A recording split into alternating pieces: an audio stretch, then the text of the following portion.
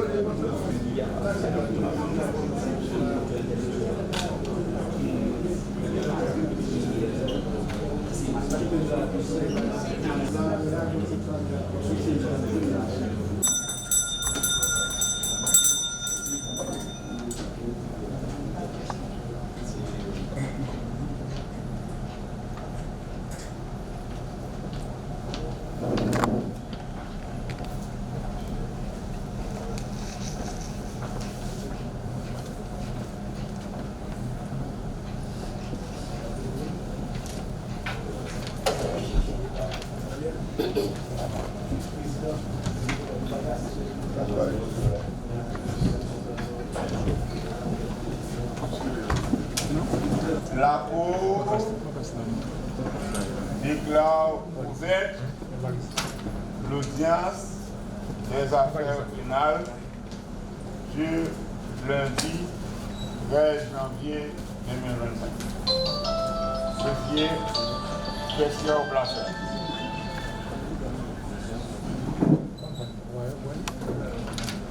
Vers les portables en mode silence. 1-24-25. L'histoire Jovenel Moïse. Plaignant d'une part, il est nommé Maki Kessa. Léon Charles. Joseph Félix Badiou. Louis Ebnet Gonzagui. Ronald Guerpier. Rony François. Hubert Gentil. Jules Laurent. Dimitri Hérard. Jean-Raguel Civil. Jean-Tel Joseph. Carlos Giovanni. Bon. Torres Lilo Alberto. Carlo da Forest. Angel Mario Yassé Serra. Edwin Bertisset. Maître Joseph Exubi. Maître Issuit Théophile. Maître Jean-Miguel Fortuny. Maître Fitzto Canton. Maître Joseph Claudel Amour. Maître Noyer Bourrancy. Maître Alix Aurélien Gentil. Maître Mario Delcy. Cabinet Pascal. Cabinet Leblanc. Maître Max Stanley Lafortune. Maître James Gédéon et consorts contre le ministère public. Notre système judiciaire se met à traiter un cas de malicide. Bien que ce n'est pas pour la première fois qu'un chef d'État haïtien a été assassiné. Par contre, les circonstances qui accompagnent généralement ces genres d'exécution ne laissent aucune place au travail judiciaire. Si nous essayons de retracer dans l'histoire nationale les différents cas de malicide, nous verrons une quasi-répétition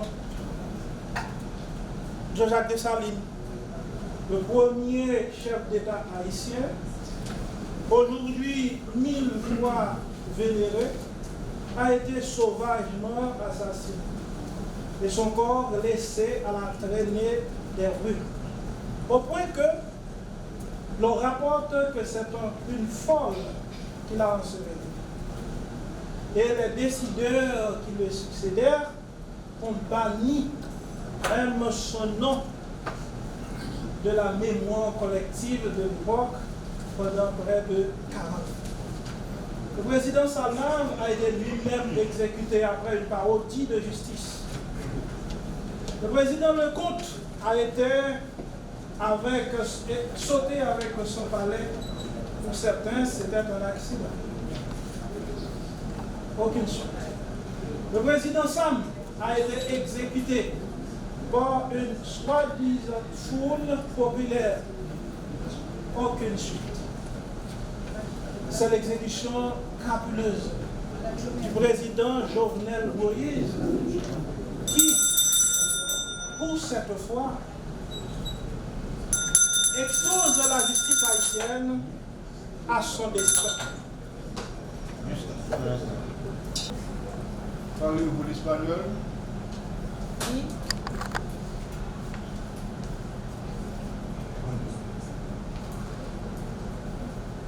Vous allez prêter serment ça. D'accord. Vous levez la main.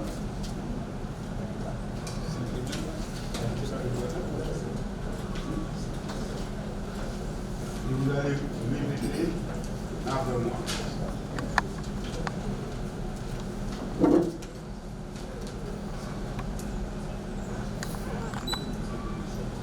Je jure Je jure de traduire fidèlement de traduire fidèlement les discours à transmettre les discours à transmettre entre ceux qui parlent des langages différents. entre ceux qui parlent des langages différents. Merci.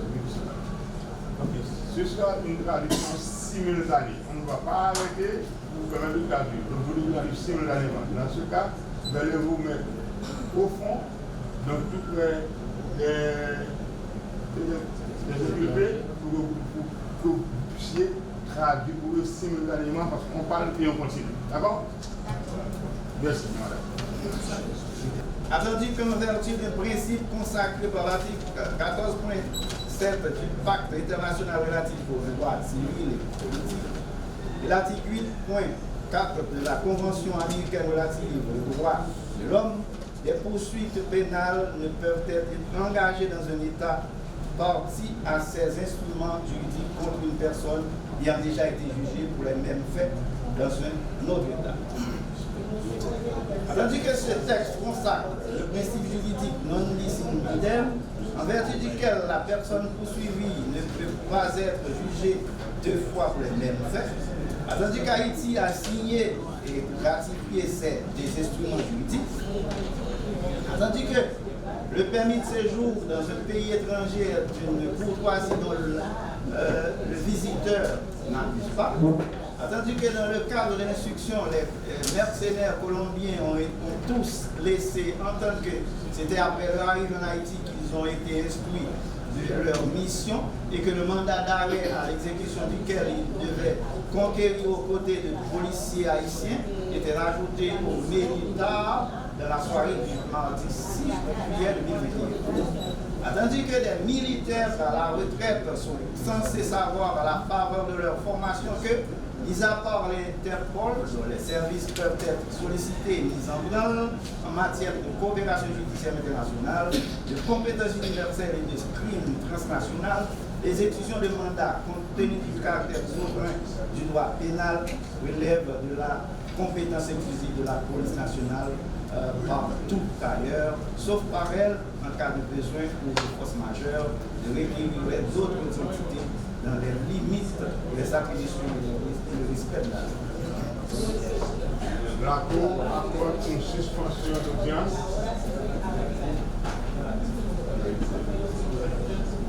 jusqu'au lundi